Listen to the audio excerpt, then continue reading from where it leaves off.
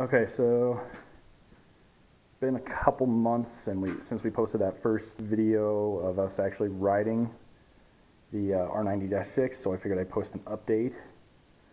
For those of you who didn't find the video on the forum, the video we took was not the end point. I would almost call it a mock-up, a running mock-up. We did quite a bit to get it to that point, and I actually posted a video a few days ago of a slideshow of pretty much everything we've done to it up to this point, or up to that point, I guess. And so I'll kind of go over what we've done since. First, I guess I'll show you what the bike looks like right now. And yeah, that's it. As you can see, it's just the frame and the swing arm. We actually just got the races out of the neck and the swing arm. Right now, basically, we are waiting. We need a vise. We don't have one in here. So we need a vise, and then we've got a plasma cutter we're going to use. We got to use the vise to get the drive shaft out of the swing arm, and then once we get that out, as you can see, the little tabs we painted in white, those are all coming off. Since the last video, we've replaced the valve covers with these new ones here, because let me see if I can find them. The old valve covers were, this one's actually not too bad. They were pretty chipped, like you can see there, and actually were cracked on the inside. Let's see if we can get a better view of that. You can see there, and this one was actually welded back up. So we replaced those with some new ones, upgraded the starter here, and then we switched the points ignition to an electronic ignition, and we also switched from the stock dual coil setup to an upgraded single coil. What else? Oh, we got new headers for it. We got a seat made. Half the parts are over here.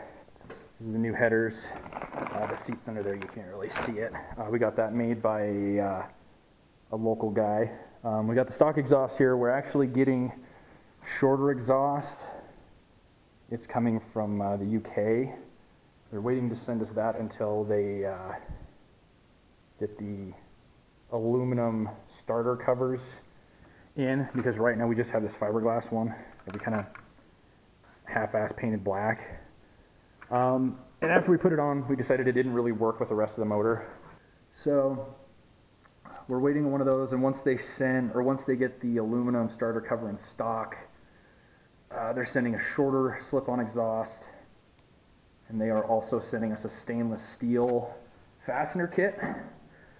So once this is all the tabs are cut off and we've got that drive shaft out, we're actually sending the frame off to powder coat. We're powder coating it basically the same color, just a black, but we're doing it because, as you can see, there's a lot of gouges, scratches, and chips kind of running up the frame, so we wanted to take care of that before we went too much farther and things started to rust. Once we start assembling it, we're keeping the stock headlight. This is also going out for powder coat.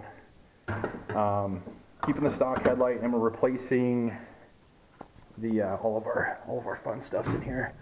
We're replacing the headlight bulb itself with an LED one. We've got turn signals. I believe these ones also function as rears. All new bearings. We got the BMW blue spark plug wires. New controls.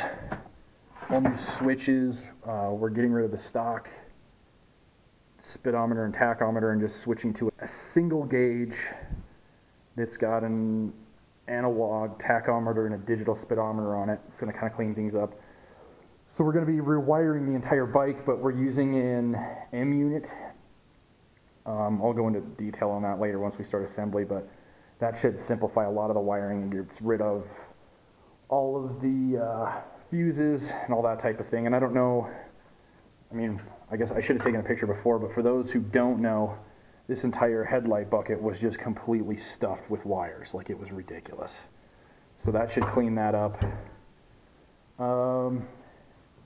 Yeah, and then once we get it back from powder coat, like I said, while it's at powder coat, actually, we're going to go through and just kind of clean up the outside of the motor. I don't know how this shows up, but you can see it's pretty dirty. I mean, compared to the new valve cover, everything's pretty dirty. So we're going to go through, clean that up.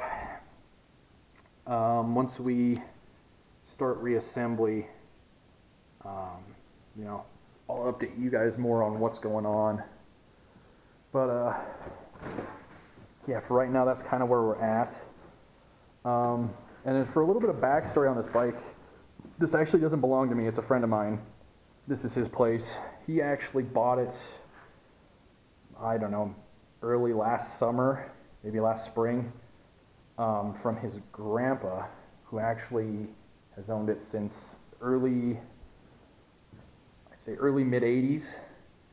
And he got it initially with the idea of making it his daily rider. And after we got it, it wasn't as in good a shape as we were hoping. It needed a tune-up. One of the floats was stuck in the carburetor, and the advice given to us was, oh yeah, that float's stuck, hit it with a crescent wrench before you start it up.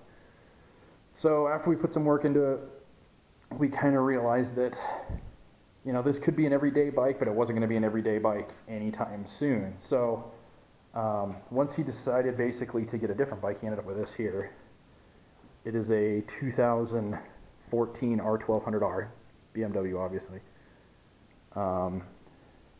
It's an awesome bike, but once he had a daily rider, you know, this was no longer necessarily a priority. This didn't need to be done. It didn't need to be done quick. So, you know, while he had another bike, we figured, well, you know, let's do something cool to it. And he kind of made the decision at that point to go with a cafe racer. Like I said, if you haven't seen the first video, it's part 1, but I actually just uploaded it a couple days ago. That kind of shows what it looked like when we first got it, and then just the cosmetic stuff we've done. The video was just with kind of some cafe parts on it, make sure we would like the style, make sure we would like the feel of everything. So yeah, I guess that's kind of the update on what we're doing, what we've done, kind of what we're waiting on. Like I said, hopefully in another week or two we can have this thing off to powder coat and then start assembly. So I guess we'll just post some more, I'll post some more videos once we kind of start the assembly, kind of show you guys where we're at, and just keep going from there, I guess. So thanks for watching, and we'll see you later.